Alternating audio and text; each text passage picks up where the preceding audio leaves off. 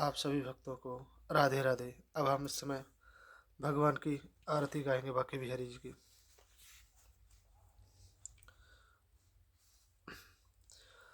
श्री बांके बिहारी तेरी आरती गाऊं, हे गिरधर तेरी आरती गाऊं, श्याम सुंदर तेरी आरती गाऊं, कुंज बिहारी तेरी आरती गाऊं, शिवा के बिहारी तेरी आरती गाऊं, आरती गाऊं प्यारे तुमको रिझाऊं, आरती गाऊं प्यारे तुमको रिझाऊं, मोर मुकुट प्रभु शीश पे सोहे, प्यारी बंसी मेरो मन मोहे, देख छवि बलिहारी में जाऊं, देख छवि बलिहारी में जाऊं, श्री बांके बिहारी तेरी आरती गाऊं, चरणों से निकली गंगा प्यारी, जिसने सारी दुनिया तारी, मैं उन चरणों के दर्शन पाऊं, शिवा के बिहारी तेरे आरती गाऊं, दास अनाथ के नाथ आप हो, दुख सुख जीवन प्यारे साथ आप हो, हरे चरणों में शीश झुकाऊं, शिवा के बिहारी तेरे आरती गाऊं, श्री हरिदास के प्यारे तुम हो, श्री हरिदास के प्यारे तुम हो, मेरे मोहन जीवन धन, देख युगल छवि बलिहारी जाऊं, श्री बांके बिहारी तेरी आरती गाऊं, शिवा के बिहारी तेरी आरती गाऊं। अब भागवत भगवान की कृपा से श्रीमद् भागवत महापुराण जो अंतिम अध्याय रह गया अब वो पढ़ेंगे भगवान की कृपा से। आप सभी भक्तों सुनेंगे भगवान की आशीर्वाद से। श्रीमद् भागवत महापुराण शुक सागर का दसम स्कंदम का नवम अध्याय। गुरुर्ब्रह्मा गुरुर्विष्णु गुरुर्देवो महेश्वर, गुरु साक्षात् परब्रह्म तस्मै श्री गुरुवे नमः। भागवत भगवान को प्रणाम, भगवान कृष्ण राधे को प्रणाम, वृंदावन बिहारी लाल की जय, शिवा के बिहारी श्री राधा रानी की जय। श्रीमद् भागवत महापुराण शुक सागर का दसम स्कंदम का नवम अध्याय। मार्कंड जी को वर देना तथा माया के दर्शन प्राप्त होना, ये अध्याय अब हम पढ़ेंगे भगवान की कृपा से। तो सूत जी बोले, हे शौनकादिक ऋषि, जब मार्कंड जी ने भगवान नर नारायण की इस प्रकार स्तुति की तब उन्होंने मार्कंड जी से इस प्रकार कहा। भगवान नारायण बोले, हे ब्रह्म ऋषि, हम तुम्हारी अनन्य भक्ति से अति प्रसन्न हैं। तुम्हारा कल्याण हो, तुम्हारी जो इच्छा हो वह वर मांग लो। मार्कंड जी बोले, हे परमात्मन, ब्रह्मा शंकर आदि देवादिदेव आप ही की आराधना करते रहते हैं। आप जगत के स्वामी तथा शरणागत वत्सल हैं। आपने मुझे कृपा करके दर्शन दिए हैं, यही क्या कम वरदान है। जिस भगवान को ब्रह्मा शंकर निरंतर दर्शनों की अभिलाषा से जपते रहते हैं, उन्हीं भगवान के दर्शन आप आज मुझे प्राप्त हुए। इससे बढ़कर और वरदान मेरे लिए क्या हो सकता है। यदि आपकी इच्छा है मुझे वर देने की, तो मैं आपकी उस माया के दर्शन करना चाहता हूँ जिसे देखकर सभी लोग तथा लोकपाल मोहित होकर ब्रह्मा में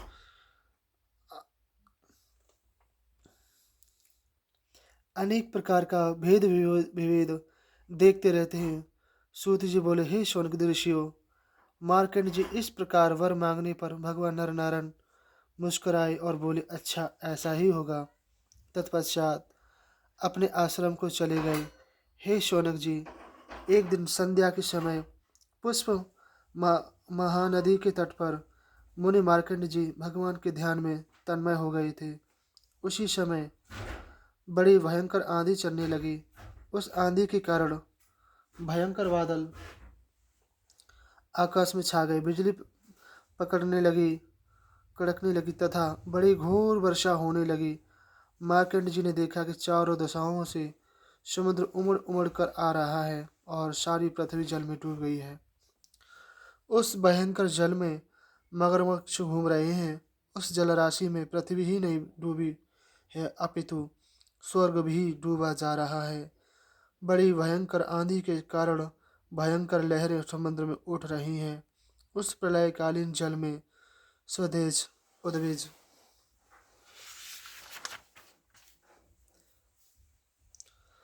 अंडज तथा जरायुज सभी प्राणी नष्ट हो गए हैं। सारे द्वीप, वर्ष, पर्वत, अंतरिक्ष, स्वर्ग, ग्रहमंडल आदि जल में डूब गए हैं। केवल मार्कंड जी मुनि ही बच गए हैं। वे पागल की भांति जटा फैलाकर इधर से उधर प्राण रक्षा के लिए भाग रहे हैं। बड़े बड़े मगरमच्छ उन्हें पकड़ हड़पने के लिए उन पर टूट रहे हैं। लहरें थपेरे मार रही है। वे बड़े बड़े भ्रमरों में फंस रहे हैं। वे कभी भयभीत होते हैं, कभी डर जाते हैं, कभी रोगग्रस्त हो जाते हैं। इस प्रकार भगवान की माया के चक्कर में मार्कंडेय मुनि मोहित होने लगे। उन्हें इस प्रलयकालीन जल में भटकते भटकते लाखों करोड़ों वर्ष व्यतीत हो गए। जब वे इस मायामय दुख से अत्यंत व्याकुल होने लगे, तब उन्हें एक टीले पर छोटा सा बरगद का वृक्ष दृष्टि आया। उस पर हरे हरे पत्ते तथा लाल लाल फल अति शोभायमान हैं, लग रहे हैं। उस बरगद वृक्ष की एक डाल ईशान कोण की ओर फैल रही थी। उसके पत्ते पर एक अत्यंत सुंदर नन्हा सा नवजात शिशु लेट रहा था। उस शिशु के शरीर की अनुपम छटा थी। उसके प्रकाश से वह प्रलयकालीन अंधकार नष्ट हो रहा था। मुख कमल से सौंदर्यता छिटक रही थी। चौड़ी छाती, तोते के समान नासिका, शंख के समान गर्दन और घुंघराली अलकें कपोलों पर फहरा रही थी। उसके श्वास प्रवास से समुद्र की लहरें उठ रही थीं। उस शिशु का रंग श्याम वर्ण था। मुस्कान अति मनोहर थी। उसके नन्हे नन्हे हाथों से अति सुंदर अंगुलियां थीं। उस शिशु को देखकर मार्कंड जी अति आश्चर्य में हुए। उनकी थकावट दूर हो गई, हृदय प्रसन्न हो उठे और वे अनेक प्रकार की शंकाओं की भावनाओं में ओतप्रोत होने लगे। वे उस शिशु के निकट जाने लगे। वे अभी निकट पहुंचे भी नहीं, न पाए कि उस शिशु की सांस के साथ वे उसके पेट में चले गए। वहां पर उन्होंने संपूर्ण सृष्टि को देखा। उस शिशु के उदर में पहुंचकर वे हक्के बक्के से हो गए। वहां उन्होंने आकाश, अंतरिक्ष, पर्वत, समंदर, देव, देवता, दैत्य, नगर, नदियाँ सभी देखी। साथ ही साथ उन्होंने अपना आश्रम और अपने को ध्यानमग्न देखा, बैठे देखा। इस भांति सारे जगत को देखकर बड़े आश्चर्य में हुए। फिर वे उस शिशु की श्वास द्वारा बाहर निकलकर उस प्रलयकालीन समुद्र में गिर पड़े। फिर उस शिशु को अपना अंगूठा पीते देखा। वह शिशु मंद मंद मुस्कान से मार्कंड जी की ओर देख रहा है। तब मार्कंड जी उस उस शिशु को गोद में उठाने के लिए परिश्रम तथा कलेश के साथ आगे बढ़े, किंतु हे शौनक जी, वह शिशु नहीं थे। वे तो इंद्रियातीत योगियों के भी स्वामी, घट घट के वासी स्वयं भगवान थे। मार्कंड जी को अपने निकट आता देखकर अंतर्ध्यान हो गए। उनकी अंतर्ध्यान होते ही वह बरगद का वृक्ष, वह प्रलयकालीन जल सभी उसी क्षण विलीन हो गए और मार्कंड जी 7 बार उन भगवान के उदर में प्रविष्ट हुए और उतना ही बार बाहर निकले। इस प्रकार 7 बार प्रलय का अनुभव उन्होंने किया। इसलिए यह कहा गया है कि उनके सामने 7 बार प्रलय हुई। 10वां अध्याय मार्कंड जी को भगवान शंकर के दर्शन तथा उनके वर प्राप्त करना। दोहा। भूतनाथ ने मुदित हो दीनो वर मुनिराय, कर दर्शन निज नाथ के गए मुनि हर्षाय। सूत जी बोले, हे शौनक जी, मुनि मार्कंड जी ने भगवान की योग माया का इस प्रकार अनुभव करके उन्होंने यही निश्चय किया कि मायापति भगवान की माया से मुक्त होने का एकमात्र उपाय उनकी शरण में जाना ही है। इसलिए वे उन्हीं के ध्यान में स्थिर हो गए।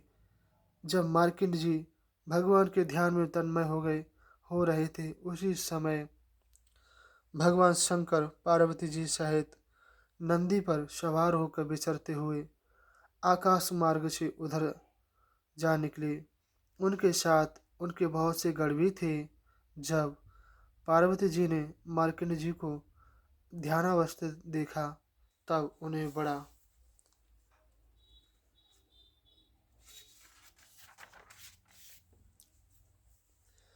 वात्सल्य स्नेह उत्पन्न हुआ। वे उस ब्राह्मण की सूखी हड्डियों तथा शांत अंतकरण को देखकर उनकी तपस्या का प्रत्यक्ष फल देने के लिए भगवान शंकर जी से प्रार्थना करने लगे। भगवान शंकर बोले, हे पार्वती जी, इन ब्रह्म ऋषियों को न लोक की इच्छा है और न परलोक की इच्छा है और न मोक्ष की ही इच्छा है। इन्हें वरदान की भी कोई इच्छा नहीं है। इन्हें भगवान की परम भक्ति प्राप्त हो चुकी है। किंतु फिर भी मैं तुम्हारे कहने के अनुसार इनसे बात करूंगा, क्योंकि ये बड़े महात्मा हैं। संत पुरुषों के समागम से मुख के अतिरिक्त दुख तो प्राप्त होता ही नहीं हो सकता। इतना कहकर भगवान शंकर जी उनके हृदय में प्रवेश कर गए। तब भगवान गौरी शंकर को मार्कंड जी ने अपने हृदय में देखा और भगवान नारायण का ध्यान विलीन हो गया। तब वे अति व्याकुल हुए और उन्होंने अपने नेत्र खोल लिए। उन्होंने देखा कि भगवान गौरी शंकर नंदी पर सवार होकर उनके सम्मुख खड़े हैं। उनके सिर पर चमकती हुई पीली पीली जटाएं शोभा पा रही हैं। 3 नेत्र, 10 भुजाएं, लंबा तड़ंगा शरीर सूर्य के समान प्रकाशित हो रहा है। शरीर पर बाघंबर, हाथों में त्रिशूल, खग ढाल, रुद्राक्ष की माला, डमरू, खप्पर, तलवार तथा धनुष धारण किए हुए हैं। मार्कंड जी भगवान शंकर को आए देखकर अति प्रसन्न हुए तथा उन्होंने स्वागत आसन, पाद्य, अर्घ्य आदि षोडशोपचार से भगवान गौरी शंकर तथा पार्वती सहित उनके गुणों की पूजा की। तब मार्कंड जी बोले, हे सर्वशक्तिमान प्रभु, आप ही जगत में सुख शांति का विस्तार करते हैं। आप शांत स्वरूप तथा आत्माराम हैं। मैं आपकी क्या सेवा करूं? मैं आपके सत्वगुण, रजोगुण तथा तमोगुण युक्त तीनों स्वरूपों को नमस्कार करता हूँ। सूत जी बोले, हे शौनकादि ऋषियों, मार्कंड जी इस प्रकार प्रार्थना करने पर भगवान शंकर जी हंसते हुए बोले, हे मार्कंड जी, ब्रह्मा, विष्णु तथा मैं तीनों ही वरदाताओं में श्रेष्ठ हैं। हमारा दर्शन कभी व्यर्थ नहीं होता है। इसलिए तुम्हारी जो इच्छा हो वह वर मांग लो। जो ब्राह्मण स्वभाव से ही परोपकारी अनासक्ति भाव से मेरी सेवा करते हैं, उनके लिए ब्रह्मा विष्णु तथा मैं भी उनकी सेवा में लगे रहते हैं, जो सदा सर्वदा सर्वत्र तथा सर्वथा आत्मा का ही दर्शन करते रहते हैं, जो किसी में भेदभाव नहीं मानते हैं। उन महात्माओं की हम लोग सेवा करते हैं। हे मार्कंड जी, तुम जैसे संत पुरुष तीर्थों के भी तीर्थ तथा देवता हैं, क्योंकि तीर्थ तथा देवता बहुत दिनों में पवित्र करते हैं, और आप जैसे संत लोग केवल दर्शन मात्र से तत्काल पवित्र कर देते हैं। श्री शुद्धि बोले, भगवान शंकर के ऐसे रहस्यमय गूढ़ वचनों को सुनकर मार्कंड जी का हृदय भर आया। उनका हृदय भगवान विष्णु की माया से बहुत दिन तक भटकते भटकते थक गया था। भगवान शंकर की अमृतमयी वाणी से उनके सब कष्ट मिट गए। मार्कंड जी बोले, जो भगवान शंकर सर्वशक्तिमान तथा सारे जगत के स्वामी हैं, वे भी भक्तों के अधीन होकर मेरे जैसे प्राणियों की वंदना तथा स्तुति करते हैं। उनका ऐसा करना प्राणियों का धर्म का आचरण सिखाना है। वे स्वयं अकर्ता होते हुए भी प्राणियों के लिए आचरण के लिए कर्म करते हैं।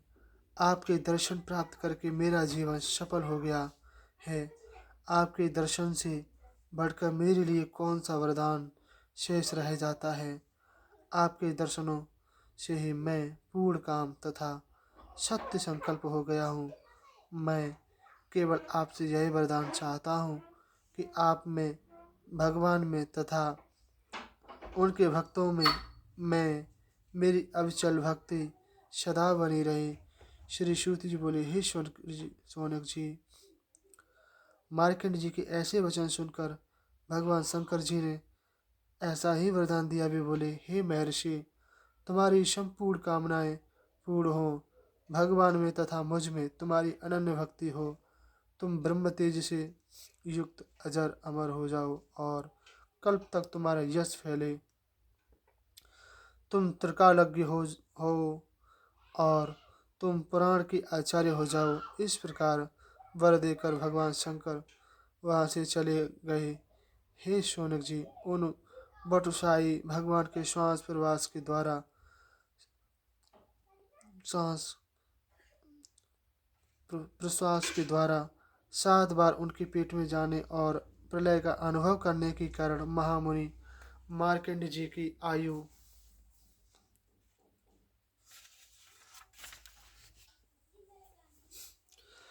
7 कल्प की मानी जाती है।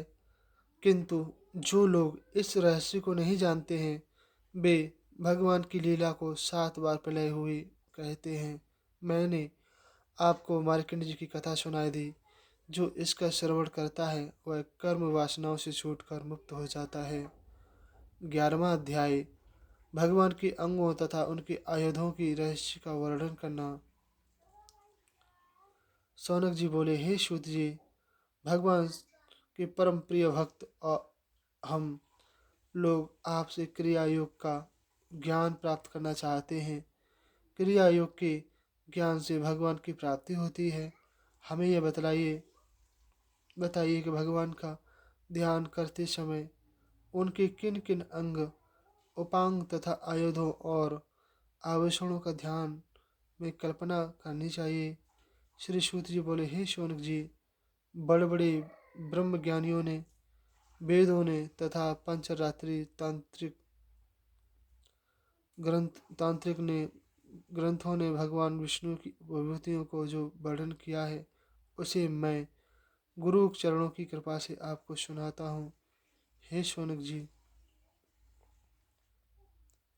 भगवान के विराट स्वरूप में जो यह त्रिलोकी तुम्हें दृष्टि आती है, वह प्रकृति, सृजात्मा, महतत्व, अहंकार, पंचात्मा,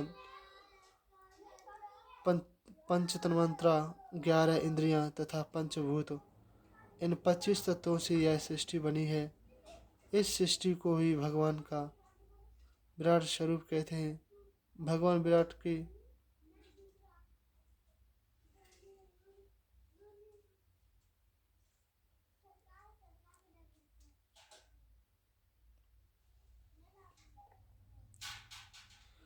चरण पृथ्वी है, मस्तक स्वर्ग है, नाभि अंतरिक्ष है, नेत्र सूर्य है, नासिका वायु है, दोनों कान दिशाएं हैं, लिंग प्रजापति है, गुदा मृत्यु है, भुजाएं लोकपाल है, मन चंद्रमा है, भौहें यमराज है, ऊपर का ओठ लज्जा तथा नीचे का होठ लोभ है, लक्षारोह है तथा ये बादल उनके सिर के वाल हैं। ज्ञानी उन ज्ञानी जन इस प्रकार विराट स्वरूप का ध्यान करते रहते हैं। वे अजन्मा भगवान ज्योतिषमय तथा संपूर्ण जीवों के निवास स्थान है। कुस्तभ्य मणि उनके वक्ष स्थल पर शोभायमान है। उनकी प्रवाही श्री वस्तु का चिन्ह है।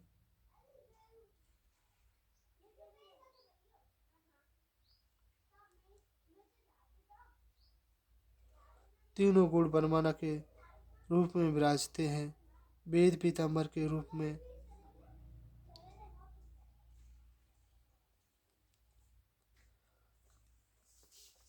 आ प्लस उ प्लस मा यह प्रणव मंत्र यज्ञोपवीत के रूप में है।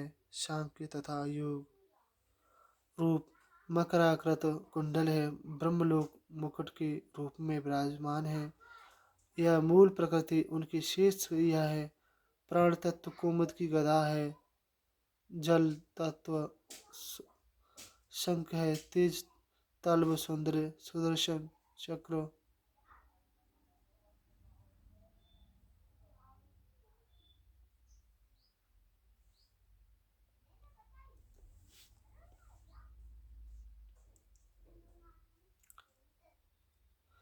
तेज तत्व सुदर्शन चक्र। आकाश तत्व खड़ग है।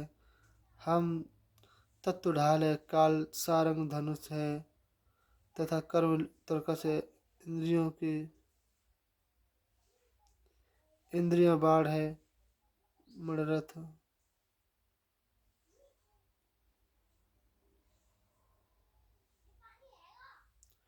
इंद्रियां बाढ़ है। मन रथ है। तन्वंतरा रथ का बाहरी भाग है। सूर्य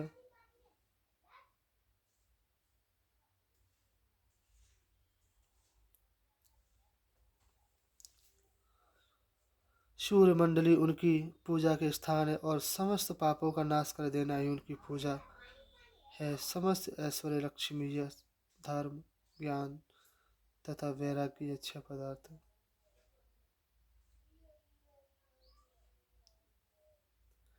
लीला कमल है जो अपने हाथ में धारण किए हुए हैं। धर्म चवर है। यश पंखा है। वैकुंठ धाम उनका छत्र है। तीन वेद गुरु है उनकी कीर्तिमान।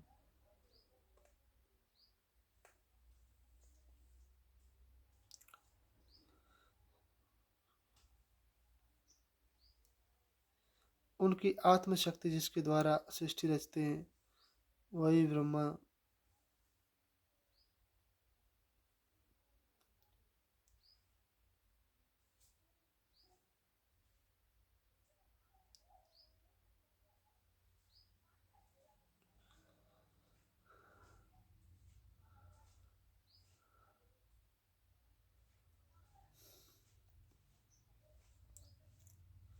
वही लक्ष्मी भगवान की अणिमा महिमल आदि अष्ट सिद्धियां नंद सुनंद आदि आठ द्वारपाल हैं। भगवान स्वयं वासुदेव शंकरशन प्रद्युम्न तथा अनिरुद्ध चार मूर्तियां से युक्त हैं। इसी कारण उन्हें चतुर्भुज कहते हैं। वे स्वयं विश्व को बनाते भोगते तथा विषय आदि अज्ञानों से ढक जाते हैं तथा स्वर्ग ही सबके साक्षी का।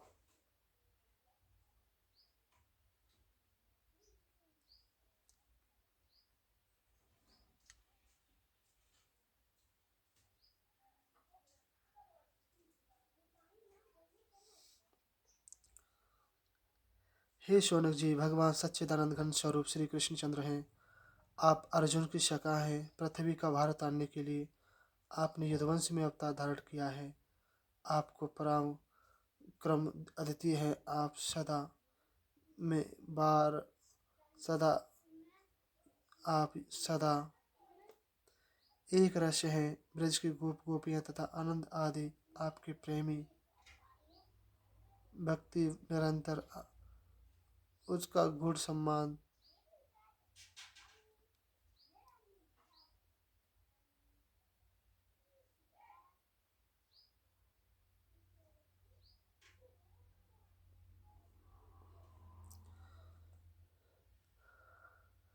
हम सब आपके सेवक हैं। आप हमारी रक्षा करें, यही उनका ध्यान है। जो नित्य पवित्र होकर प्रातःकाल इस प्रकार ध्यान करता है, उसको ब्रह्म स्वरूप का साक्षात्कार हो जाता है। श्री शौनक जी बोले, हे सूत जी, राजा परीक्षित ने पंचम स्कंद में व्यासानंद जी को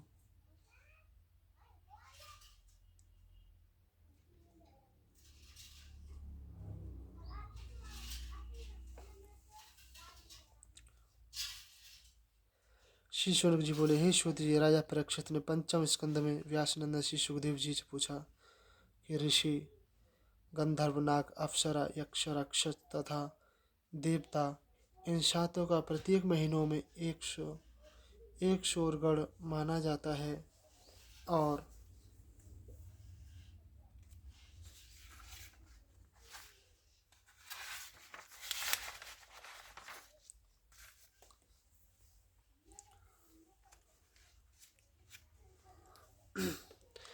यह 12 महीनों बदलता रहता है। यह ऐसा क्यों होता रहता है, इसे कृपा कर समझाइए। श्री सूत जी बोले, श्री शौनक जी, अंधकार रूपी अविद्या को नष्ट करने के लिए भगवान विष्णु स्वयं ही सूर्य रूप में लोकांतर में प्रवेश करते रहते हैं। भगवान सूर्य काल की गति को चैत्र आदि 12 महीनों में बांट देते हैं, जिनको 12 राशियों में कहते हैं। चैत्र मास में धाता का नाम सूर्य, वस्त्रस्थली नाम की अप्सरा, हेति नाम का राक्षस, वासुकी नाम का सर्प, रथवत नाम का यक्ष, पुलस्त्य नाम के ऋषि तथा तुलमुल नाम का गंधर्व सूर्य के साथ रहते हैं।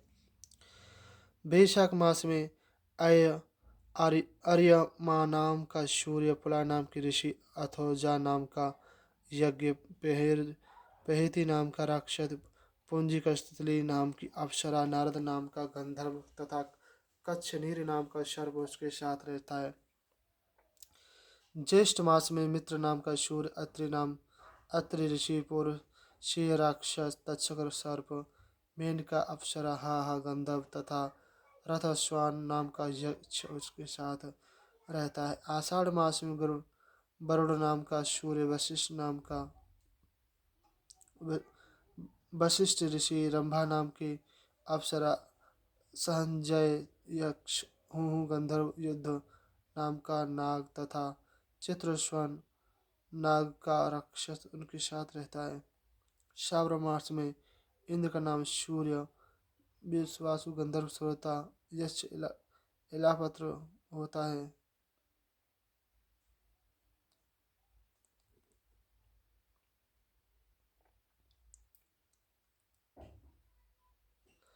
भाद्रपद मास में विश्वस्वान सूर्य, उग्रसेन गंधर्व, व्यास नाम का राक्षस, आसारण यक्ष, भृगु ऋषि, अनम लोचना नाम की अप्सरा तथा शंखपाल नाम का नाग उनके साथ रहता है।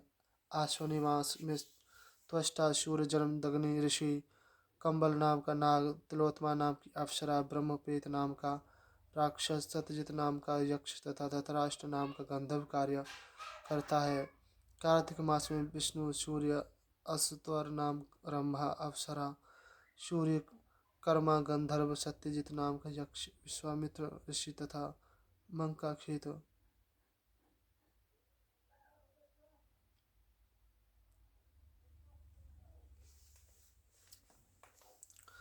कार्तिक मास में विष्णु, सूर्य, असुतर नाग, रंभा, अप्सरा, सूर्य, कर्मा गंधर्व, सत्यजित नाम का यक्ष, विश्वामित्र ऋषि तथा मखापेत नाम का राक्षस अपना कार्य करते हैं। मार्गशीर्ष मार्ग में सूर्य का नाम अंशु होता है। कश्यप ऋषि तार्यक्ष नाम का यक्ष, ऋतु नाम का गंधर्व, उर्वशी अप्सरा, विदुशत्रु नाम का राक्षस तथा महाशंख नाम का नाग उनके साथ रहता है। पौष मास में सूर्य का नाम भग होता है। उनके साथ स्फुरजी नाम का राक्षस, अरिष्टनेमी गंधर्व, अर्ण नाम का यक्ष, आयु नाम का ऋषि, पूर्वचिति अप्सरा तथा कर कोटक नाम का नाग उनके साथ रहते हैं। माघ मास में सूर्य का नाम वृषा, धनंत्रय नाग, बात नाम का राक्षस, सुखीड़ नाम का गंधर्व, सुरुचि नाम का यक्ष, गौतम ऋषि तथा दत्राति नाम की अप्सरा रहते हैं। फाल्गुन मास में सूर्य का नाम परंजय, कृत नाम का यक्ष, परिचा नाम की राक्षस, भारद्वाज ऋषि, सेनजित नाम की अप्सरा, विश्व नाम का गंधर्व तथा ऐरावत नाम का सूर्य उनके साथ रहता है। हे शौनक जी, सूर्य देव अपने 6 गुणों के साथ 12 महीने भ्रमण करते रहते हैं। ऋषि लोग वेदों की ऋतु से उनकी स्तुति करते रहते हैं। गंधर्व उनका यश गान करते रहते हैं। अप्सरा उनके सम्मुख नाचती रहती है। नाग ऋषि की भांति उनके रथ को दृढ़ करते रहे हैं। यक्ष रथ को सजाते हैं। राक्षस उनके रथ को ढकेलते। 60,000 बालक्य ऋषि सूर्य भगवान की ओर मुख करके उनके आगे आगे स्तुति करते जाते हैं। जो लोग प्रतिदिन प्रातःकाल तथा सायंकाल सूर्य भगवान की इन विभूतियों का स्मरण करता है वह सारे पापों से मुक्त हो जाता है। 12वां अध्याय श्रीमद्भागवत की संक्षिप्त सूची। दोहा। 12वें वर्णन करी सूची भागवत ग्रंथ, व्यास पुत्र सुखदेव ने कीनी बहुविधि मंथ। श्री सूत जी बोले, हे शौनक जी, मैं ब्रह्म ज्ञान के देने वाली श्रीमद् भागवत को नमस्कार करता हूँ। इस पुराण में गोपनीय से गोपनीय भागवत रहस्य है। ब्रह्म तत्व का वर्णन है।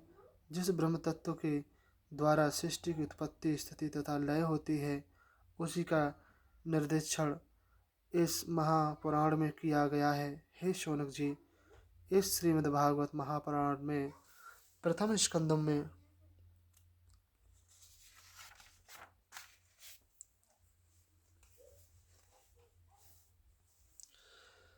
के भक्ति योग तथा उससे उत्पन्न होने वाले वैराग्य को बड़े उत्तम ढंग से वर्णन किया गया है। राजर्षि परीक्षित की कथा, नारद जी का चरित्र, परीक्षित को सिंह ऋषि का श्राप तथा राजा परीक्षित को गंगा तट पर जाना और ब्रह्म ऋषि सुखदेव जी के साथ संवाद आदि ये कथा प्रथम स्कंद में ही वर्णन की गई है। द्वितीय स्कंद में योग के द्वारा शरीर त्यागने की विधि, ब्रह्मा तथा नारद का वार्तालाप, अवतारों की संक्षेप में कथा, ब्रह्म तत्व आदि के द्वारा प्रकृति सृष्टि की रचना आदि का वर्णन। तृतीय स्कंद में विदुर जी तथा उद्धव जी का संवाद, फिर विदुर जी और मैत्री जी का संवाद वर्णन किया है। मैत्री द्वारा विदुर जी को सृष्टि की उत्पत्ति, लय, प्रलय आदि का वर्णन करना है। ब्रह्मांड विराट भगवान की उत्पत्ति आदि कथा का वर्णन करना। वारा भगवान का द्वारा हिरण्याकश्यप का वध करके पृथ्वी का लाना। मनुष्य, देवता, रुद्र आदि की उत्पत्ति का वर्णन। शामक, मनु तथा शतरूपा की उत्पत्ति। कर्दम प्रजापति द्वारा मरीच आदि पुत्रों का जन्म तथा कन्याओं की उत्पत्ति। कपिल देव का अवतार लेकर माता देवहूति को सांख्य योग का उपदेश का वर्णन इसी स्कंद में किया है। चतुर्थ स्कंद में दक्ष प्रजापति के यज्ञ का भगवान शंकर जी द्वारा विध्वंस करना, राजर्षि ध्रुव तथा पृथु के चरित्र का वर्णन, प्राचीन वही तथा नारद जी का संवाद वर्णन किया गया है। पंचम स्कंद में राजा प्रियव्रत के वंश की कथा, नाभि, ऋषभ तथा जड़ भरत का चरित्र वर्णन किया गया है। साथ ही साथ दीप, वर्ष, समुद्र, पर्वत, नदी तथा ज्योतिष चक्र का वर्णन है।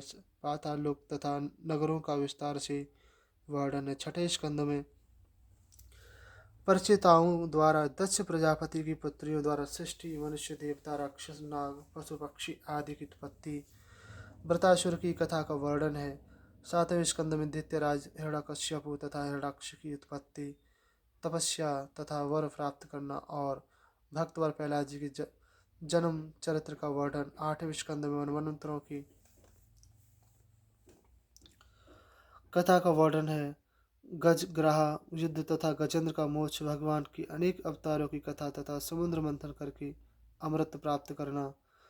देवासुर संग्राम का वर्णन, सूर्य वंश के राजाओं का विस्तार पूर्वक कथाओं का वर्णन, राजा नृग, सुकन्या तथा जीवन चरित्र सयाति, खटवांग मानधाता, सगर, भगवान रामचंद्र जी, जनक की उत्पत्ति आदि की उत्तम कथाएं। चंद्रवंश के राजा पुरर्व, अयाति, नहुस, दुष्यंत, भरत, शांतनु, भीष्म आदि की संक्षेप में कथाओं का वर्णन है। नवम स्कंद में इक्वासी वंश के राजाओं की वंश विस्तार का वर्णन है। हे शौनक जी, दसम स्कंद में मैं युद्धवंश शिरोमणि भगवान श्री कृष्णचंद्र जी के अनुपम तथा पवित्र चरित्र का वर्णन है। उनका मथुरा में जन्म, गोकुल में नंद बाबा तथा यशोदा माता के द्वारा उनका लालन पालन, गोपों तथा गोपियों के साथ बाल सुलभ क्रीड़ा, रास विलास आदि, कंस का वध, जरासंध से युद्ध, द्वारका गमन, पांडवों से प्रेम तथा उनके अनेक दुष्ट राजाओं का संहार, 16,108 रानियों का साथ विवाह, भौमासुर आदि अनेक दैत्यों का संहार करना, सदा भक्तों की सहायता करना, महाभारत,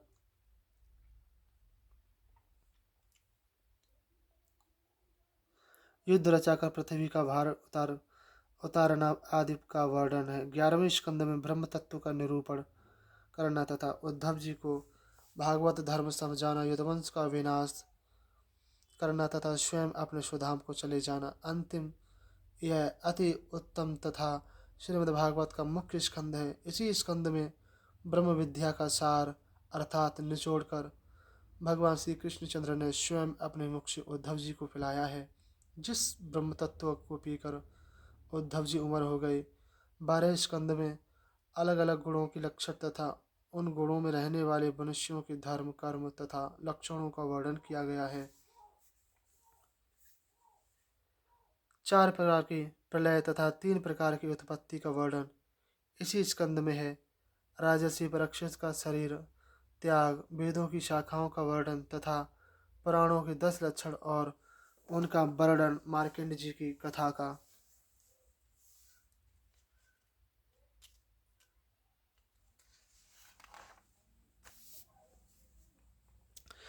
सुंदर प्रसंग इसी स्कंद में है। हे शौनक जी, यह निश्चय सत्य है कि जो मनुष्य किसी भांति सोते, उठते, बैठते, जागते, काम करते, मित्र भाव से तथा शत्रु भाव से किसी प्रकार में भगवान श्री कृष्णचंद्र के नाम, गुण तथा कथाओं का संकीर्तन करता रहता है, उसके हृदय में अवश्य भगवान श्री कृष्णचंद्र विराजमान हो जाते हैं। उसके संपूर्ण कष्ट तथा भवसागर के आवागमन चक्र को दूर कर देते हैं। हे शौनक जी, मैंने स्थान स्थान पर हर प्रसंग में उन्हीं वासुदेव भगवान की लीला, गुण तथा चरित्र का वर्णन किया है। जो मनुष्य एक क्षण भी सच्चे मन से भगवान के नाम संकीर्तन करता है, उसके संपूर्ण पाप नष्ट हो जाते हैं। कलो के शिवाय कीर्तनम, कलयुग में केवल केशव का कीर्तन ही मुख्य है। जो मनुष्य एकादशी तथा द्वादशी के दिन इस कथा को सुनता है, उसकी आयु दीर्घ होती है। जो निराहार हार संयम से इसका पाठ करता है, उसके पाप नष्ट हो जाते हैं। जो मनुष्य उपवास करके मथुरा, पुष्कर, कुरुक्षेत्र तथा द्वारिका में इसका पाठ करता है, वह संपूर्ण पापों से तथा भय से मुक्त हो जाता है। इसके पाठ करने से तीनों वेद तथा मधु, घी और दूध की नदियाँ अर्थात संपूर्ण सुखों की प्राप्ति होती है। हे शौनक जी, जो ब्राह्मण इस भागवत पुराण का पाठ करता है, उसे परम पद प्राप्त होता है। क्षत्रिय को एक छत्र राज्य, वैश्य को धन, शूद्र के सारे पाप नष्ट हो जाते हैं। मैं श्री कृष्णचंद्र व व्यासनंदन श्री सुखदेव दोनों को नमस्कार करता हूँ। 13वां अध्याय, अलग अलग पुराणों की श्लोक संख्या तथा श्रीमद्भागवत की महिमा का वर्णन करना। दोहा। तेरे में वर्णन करी महिमा महापुराण, नहीं भागवत सरस को दूजो ग्रंथ महान। श्री सूत जी बोले, हे शौनक जी, जिन भगवान की आराधना ब्रह्मा शिव इंद्रादि देवता तथा बड़े बड़े योगी जन महर्षि तथा देवर्षि दिव्य स्रोतों द्वारा करते रहते, वे भगवान आप लोगों की रक्षा करें। अब मैं आपके सम्मुख पुराणों के श्लोक संख्या का वर्णन करता हूँ। श्रीमद् भागवत के दान तथा पाठ की विधि भी आप लोगों को सुनाता हूँ। नंबर 1, ब्रह्म पुराण में श्लोक संख्या 10,000 है। नंबर 2, पद्म पुराण में श्लोक संख्या 55,000 है। नंबर 3, श्री विष्णु पुराण में श्लोक संख्या 23,000 है। नंबर 4, शिव पुराण में श्लोक संख्या 24,000 है। नंबर 5, श्रीमद् भागवत महापुराण में श्लोक संख्या 18,000 है। नंबर 6, नारद पुराण में श्लोक संख्या 25,000 है। नंबर 7, मार्कंड पुराण में श्लोक संख्या 9,000 है। नंबर 8, अग्नि पुराण में श्लोक संख्या 15,400 है। नंबर 9, भविष्य पुराण में श्लोक संख्या 14,500 है। नंबर 10, ब्रह्म विवर्त पुराण में श्लोक संख्या 18,000 है। नंबर 11, लिंग पुराण में श्लोक संख्या 11,000 है। नंबर 12 पुराण में श्लोक संख्या 24,000 है। नंबर 13, स्कंद पुराण में श्लोक संख्या 81,100 है। नंबर 14, वामन पुराण में श्लोक संख्या 10,000 है। नंबर 15, कूर्म पुराण में श्लोक संख्या 17,000 है।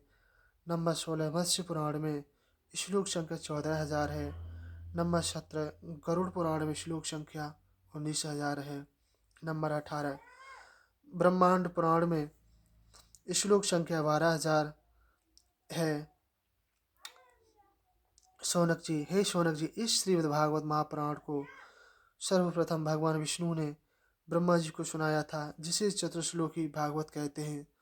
4 श्लोकों में ही भागवत तत्व का निरूपण भगवान ने किया था। जो पुरुष भाद्रपद की पूर्णिमा को सोने के सिंहासन पर रखकर श्रीमद् भागवत का दान योग्य सुपात्र भागवत धर्म को मानने वाले ब्राह्मण तथा भगवान के भक्तों को करता है, उसे परम गति प्राप्त होती है। यह 18 पुराणों में सर्वश्रेष्ठ पुराण है। संत समाज में अन्य पुराण की जब तक शोभा तथा मान्यता है, जब तक श्रीमद् भागवत महापुराण वहाँ नहीं पहुँचती है। श्रीमद् भागवत महापुराण सब वेद उपनिषदों का सार है। जिस प्रकार नदियों में गंगा, देवताओं में विष्णु, विष्णुओं में भगवान शंकर श्रेष्ठ हैं, उसी प्रकार पुराणों में श्रीमद् भागवत महापुराण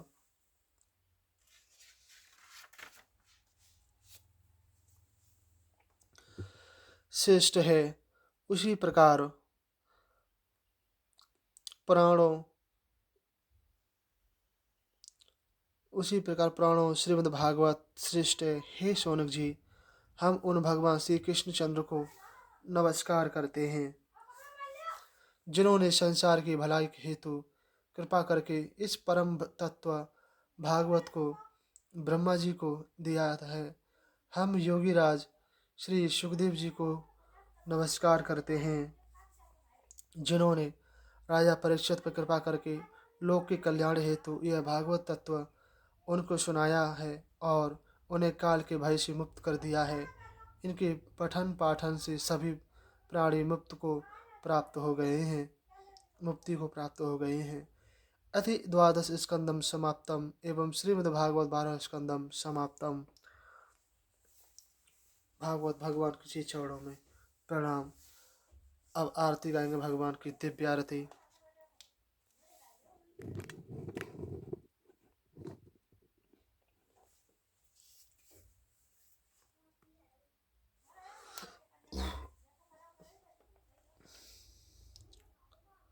आरती श्री कुंज बिहारी जी की अब गाएंगे भगवान की कृपा से। आरती श्री कुंज बिहारी की, श्री गिरधर कृष्ण मुरारी की। आरती कुंज बिहारी की, श्री गिरधर कृष्ण मुरारी की। गले में बेजंती माला, बजावे मुरली मधुर बाला। श्रवण में कुंडल झलकाला, नंद के आनंद नंद लाला। गगन शम अंग क्रांति काली, राधिका चमक रही आली। लतन में ठाणे बनवारी, भ्रमरसी अलक। कस्तूरी तिलक चंद्र सी झलक, ललित छवि श्यामा प्यारी की। श्री गिरधर कृष्ण मुरारी की, आरती कुंज बिहारी की। श्री गिरधर कृष्ण मुरारी की। कनकमय मोर मुकुट बिलसे,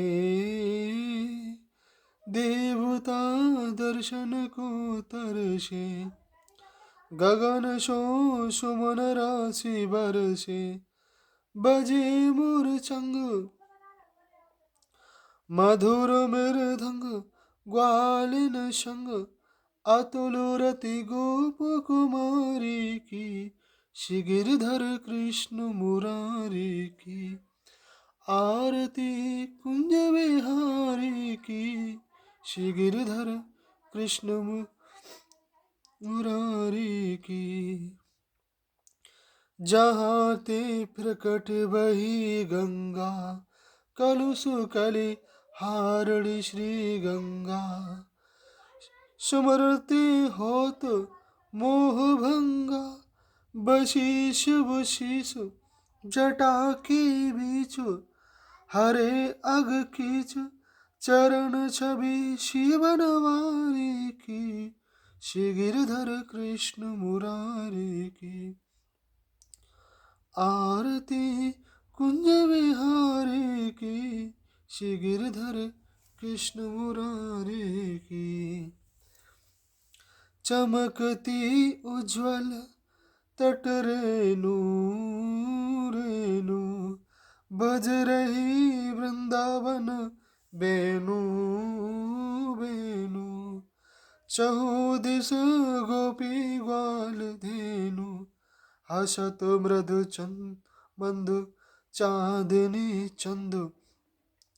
कटत भव फंदु, टेर सुन दीन भिखारी की।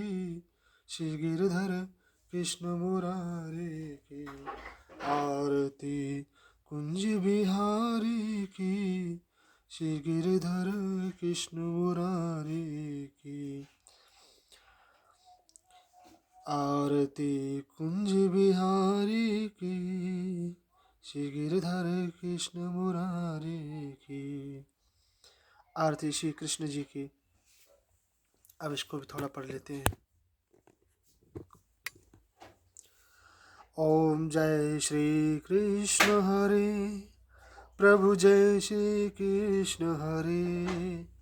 भक्तन के दुख सारे, पल में दूर करे। परमानंद मुरारी, मोहन गिरधारी। जय रस रास बिहारी, जय जय गिरधारी। कर कंचन कट कंचन, ऋतु कुंडल बाला। मोर मुकुट पीतांबर सोई, बनमाला। दीन सुदामा तारे, दर्द दुख टारे। जग के पंध छुटाए, भव सागर तारे। हिरण्यकश्यप सिंहारे, नरसिंह रूप धरे। पाहन से प्रभु प्रकटे, जन के बीच परे।